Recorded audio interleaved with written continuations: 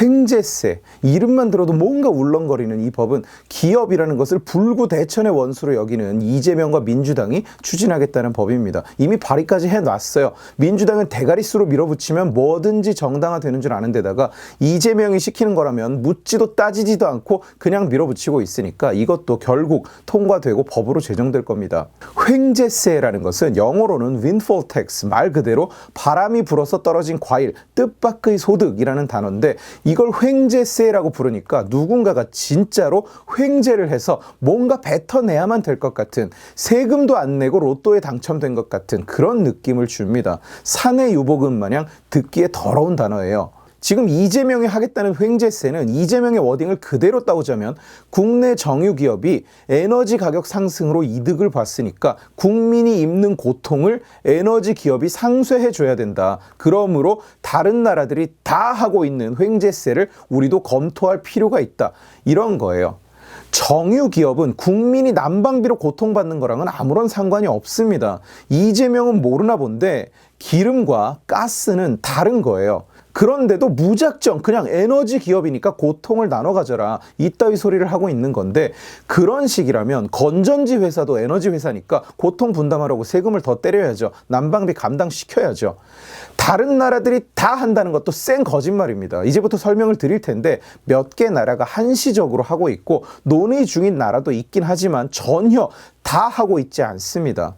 마치 여객기 수익 이착륙하듯이 또 말도 안 되는 소리를 하고 자빠진 거예요. 이재명은 지가 추진하는 건 맨날 남들이 다 한대. 결국 횡재세라는 건 구구절절 말을 길게 설명을 갖다 붙이지만 정리하자면 돈 많이 벌었으니까 세금을 더 내라.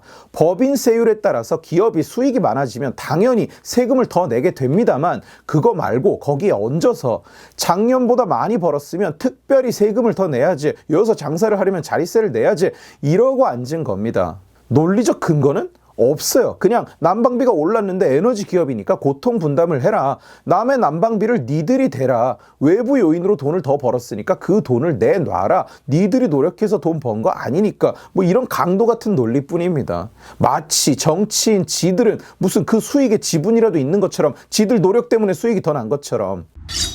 자, 이제 이재명과 민주당의 그 너절한 주장을 하나하나 반박해 볼까요? 우선 다른 나라가 다 하고 있다. 그냥 헛소리입니다. 원화가 기축통화되는 소리 하고 자빠진 거예요. 민주당에서 말하듯이 유럽은 다 하고 있다? 천만에요. 그것도 거짓말입니다. 논의가 되는 나라들이 있는 것은 사실입니다만 실제로 시행하고 있는 나라는 많지 않아요. 결정이 난 나라도 많지 않습니다. 예를 들어서 독일 같은 나라는 독일 세법상 불가능하지만 꼭 추진하겠다. 뭐 정치인 일부가 이렇게 주장하고 있는 참이니까 그림이 나오시죠. 그리고 유럽 국가들이 횡재세의 대상으로 삼는 기업들은 대부분 정유회사가 아니라 석유회사입니다. 일부 네덜란드 같은 나라가 정유회사에도 횡재세를 부여하겠다고 이야기를 하고 있습니다만 주로 대상이 석유 또는 석탄, 가스 생산자들이에요. 석유회사와 정유회사는 다른 겁니다. 두 가지가 무슨 차이냐? 말 그대로 석유를 생산해서 판매하느냐, 석유를 사와서 정유를 해서 파느냐의 차이예요. 노르웨이, 영국, 네덜란드, 덴마크, 독일 등등 유럽 국가들 상당수는 북해 유전에서 석유를 생산합니다. 그게 바로 브렌트유예요. 석유 회사들은 말 그대로 석유를 뽑아서 팔거나 직접 뽑은 석유를 정유해서 팔기 때문에 시장가의 변화가 직접적으로 수익의 증감이 되는 구조를 가지고 있어요. 정유 회사는 다릅니다. 석유가 비싸지면 그 비싸진 석유를 사와서 정유를 하니까요. 국제 석유 가격이 오르면 석유 제품 가격도 당연히 오르고 마진도 증가해서 일반적으로 정유사 수익도 증가합니다만 석유 회사 같은 수익 구조를 갖지는 못합니다. 세계에서 가장 큰 석유 회사는 사우디아라비아의 아람코인데 세계에서 가장 큰 정유 회사는 1위, 2위가 모두 중국 회사예요. 차이가 확연하죠.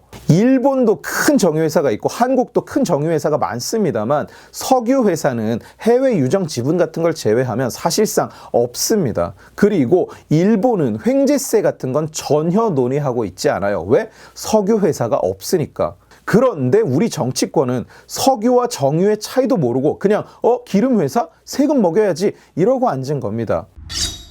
둘째로 석유든 정유든 세계 경제의 부침에 따라서 상승 하강이 굉장히 심한 산업입니다. 경제 사이클을 따라가는 수요 사이클이 존재하는 거예요. 그래서 2019년에서 20년 팬데믹 초기에는 석유 회사는 물론 정유 회사들도 엄청난 손실을 냈어요. 심지어 석유가 보관 운송료 때문에 마이너스 가격에 거래되는 그런 상황까지 벌어지면서 해외 대형 석유 회사들은 적자 기록을 전부 다 갈아치웠습니다. 그런데 그 손해는 메꿔주지 않으면서 유가 하락으로 인한 손해는 안 메꿔주면서 유가 상승으로 인한 이익은 털어가겠다. 유가 상승으로 인한 이익이 회사의 노력으로 인한 게 아니니까 국가가 털어간다. 그런 논리라면 유가 하락으로 인한 손실도 회사의 잘못으로 인한 게 아니잖아요. 그러면 국가가 메꿔줘야 되지 않습니까? 그런데 왜 그 논의는 안 하는 건가요? 자, 석유와 비슷한 예를 한번 보여드릴게요. 지금 보여드리는 건 지난 5년간의 은 가격 차트입니다. 팬데믹 초기에 기록적인 저점을 찍고는 산업 수요가 회복되면서 다시 상승해서 저점 대비 2배 반을 넘겼다가 지금은 2배 정도에 거래되는 중이에요. 그러면 은 회사들은 팬데믹 초기 대비 기록적인 수익을 올리고 있을 겁니다. 그런데 왜 은 그리고 다른 산업용 비철금속 회사들에게는 횡재세를 내놓으라고 요구하지 않습니까? 왜 횡재세 대상 산업이 이렇게 자의적입니까? 누구한테 과세하고 누구는 과세를 안 할지 이재명이 지 맘대로 결정합니까? 반도체도 대표적으로 사이클이 존재하는 산업입니다. 수요가 많고 가격이 높을 때는 영업이익이 치솟았다가 사이클이 내려오면 반토막 반에 반토막 나는 일이 다반사예요. 반도체에는 왜 횡재세를 뜯어가지 않습니까? 사이클 때문에 돈을 더 벌었는데. 니들 말대로라면 반도체도 회사가 잘해서 돈을 더 버는 게 아니잖아요. 이재명이 수직 이착륙기를 타고 가면서 반도체는 살려주기로 결정한 겁니까? 무슨 법을 이따위로 만들고 세금을 이따위로 매겨요. 그냥 지네 마음대로. 은이나 반도체는 난방비랑 상관이 없어서 횡재세를 안 걷는다? 정유도 난방비랑 상관이 없다니까? 셋째, 한국에서 가장 수출액이 많은 산업은 압도적 1위 반도체입니다. 그리고 2위 자동차, 3위 석유화학인데 비슷비슷해요. 2022년은 통계가 아직 완성되지는 않았지만 석유화학이 2위로 올라설 것으로 예측되고 있습니다.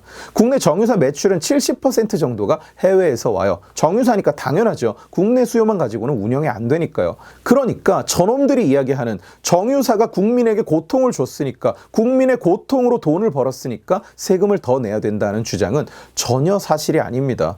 대부분의 수익은 해외에서 온다는 얘기예요. 오죽하면 횡재세가 생기면 그냥 국내 사업을 접고 해외 사업에만 집중하자는 얘기가 업계에서 나올 정도라고 합니다. 국민의 고통을 이용해서 돈을 벌었다. 진짜 토 나오는 사고방식입니다. 기름값을 싸게 만들 수 있는데 국민들이 어쩔 수 없이 고통스럽게 기름을 원하니까 비싸게 웃돈을 받고 팔았다. 이런 얘기가 되는 거잖아요. 정유사가 담합을 한 것도 아니고 국내 기름값은 계산법이 정해져 있어서 지 마음대로 가격을 매겨서 팔 수도 없습니다만 그냥 무조건 누군가가 돈을 많이 벌었으니까 저건 뭔가 범죄 행위를 통해서 번 거고 마땅히 환수해야 된다는 그 운동권 쓰레기들 특유의 반자본, 반기업 사고방식이 드러나는 거예요. 그렇게 치면 모든 산업은, 모든 장사, 모든 비즈니스는 남의 고통을 이용해서 돈을 법니다. 남의 배고픔을 이용해서 음식을 팔고 남의 욕망을 이용해서 물건을 팔고 수요라는 것 자체가 채워지지 않으면 효용이 없다, 불만족스럽다는 뜻이니까 소비자의 수요를 충족시키는 행위는 모두 소비자의 고통을 이용해서 돈을 짜내는 행위가 되는 거예요. 물론 시장이라는 것을 이해하는 사람이라면 그렇게 생각 안 하죠. 자발적인 모든 거래는 반드시 양쪽 모두에게 이익을 준다는 게 자유시장의 기본 전제예요. 그러나 저 운동권 머저리들은 거래라는 것을 착취 행위로밖에 보지 못합니다. 한쪽이 다른 한쪽의 돈을 착취해 간다고요. 그러니까 저런 어처구니 없는 정의가 등장하는 거예요. 정유 회사들이 상대의 고통을 이용해서 돈을 벌었다고. 마지막으로 유럽이 횡재세를 도입했으니까 우리도 도입하자. 유럽이 도입하면 자연스럽게 한국에도 도입하는 게 정당화됩니까? 니들이 석유, 정유도 구분 못하는 머저리들이라는 사실은 일단 차치하더라도 유럽이 하는 거니까 우리도 마땅히 해야 된다. 그러면 유럽의 다른 세금 제도는 왜 안 받아들이나요?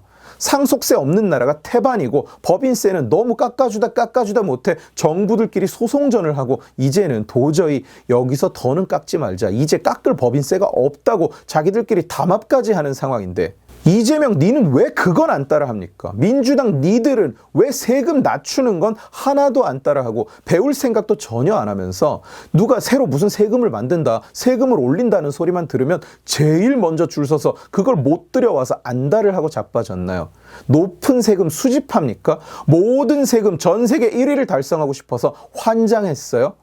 부동산세도 대한민국 거래세가 세계에서 가장 높다는 얘기는 쏙 빼놓고는 보유세가 가장 높은 나라만 예시로 가져와서는 우리도 저기만큼 높여야 된다고 어거지를 쓰더니 이제는 저기 지구 반대편 어떤 산유국이 횡재세라는 세금을 만들었다고 우리도 얼른 그거 들여와야 된다고 남들은 다 한다고 거짓말까지 하면서 하루라도 빨리 국민들 돈을 뜯어먹고 싶어서 안달복달을 하고 있습니까? 온갖 창의적인 방법으로 백성을 수탈해 먹던 탐관 오리 전통을 못 버렸어요? 세금을 더 뜯어가는 얘기를 할 때마다 저것들이 하는 얘기가 뭐냐? 기업에 지원이 많이 나간다. 지원이 나갔으므로 세금을 더 걷어도 된다. 이건데 생각해보면 이게 얼마나 웃깁니까? 지들이 무슨 돈으로 지원을 하나요? 지들이 세금을 정해놓고 심지어 그것도 세계 최고 수준으로 정해놓고는 그걸 지들이 선심 쓰듯이 조금 깎아주면 그게 기업에 대한 지원이라고 불려야 됩니까? 세금 80% 박아놓고 절반을 깎아서 40%를 받으면 그게 법인세 절반을 지원받은 건가요? 강도가 10,000원을 뺏어가려다가 5,000원만 뺏어가면 강도가 나한테 5,000원을 베푼 게 됩니까? 세상 그 어떤 나라의 정치권이 이렇게 기업 폐기, 기업 털어먹기에만 열중합니까? 세상에 누군가가 기업 벗겨먹는 법을 만들었다? 그러면 득달같이 달려가서 세계에서 제일 먼저 배워와요. 그러나 그 이면에 숨겨진 얘기들은 절대로 안 하지요. 그 나라와 이 나라의 사정이 같으냐? 석유 산업이냐? 정유 산업이냐? 사이클이 있는 산업이냐? 그 나라의 다른 세제는 어떠냐? 국민들한테 이런 얘기는 싹 숨기는 거예요. 오직 누구는 우리보다 세금 더 받으니까 우리도 더 받아야 된다. 이 소리만 반복해요. 니들이 원하는 게 세율 그랜드슬램입니까? 전 분야 세계 1위를 목표로 뛰고 있어요. 언제까지 기업들이 앉아서 조용히 처맞고만 있을 거라고 생각합니까? 사실상 대한민국에서 기업을 한다는 것 자체가 배임이에요.